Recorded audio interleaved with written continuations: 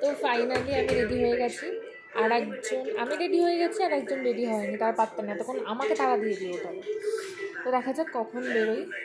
Ready হয়ে বেরোচ্ছি হচ্ছে একটু আশেপাশে ঘুরতে, শপিং করতে। একদম ওপরে কেন উঠছে, তো বলে নিচে যাবে।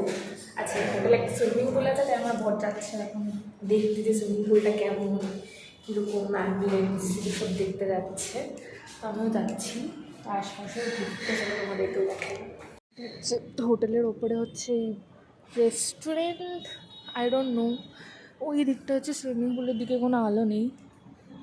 রেস্টুরেন্টে তো মনে হচ্ছে, কিন্তু চলে না। তুই যে বললি এখানে খাওয়া টাওয়া হয় কোথায়, এখানে তো রেস্টুরেন্ট বন্ধ।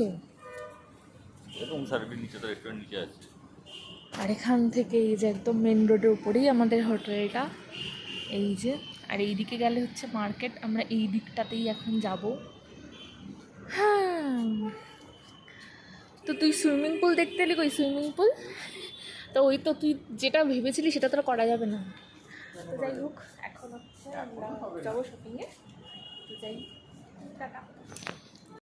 আমরা মেয়েরা তো শাড়ি বা ভালো ড্রেসের দোকান দেখলেই ছুটে চলে যাই, কিনি না কিনি দেখাটা মেন ইম্পর্টেন্ট। তো আমার হোটেলের পাশেই একটা বড় শাড়ির শোরুম ছিল এবং প্রচণ্ড ভিড় ছিল। তখনই বুঝতে পেরেছিলাম হয়তো এখানে খুব ফেমাস শাড়ির দোকান।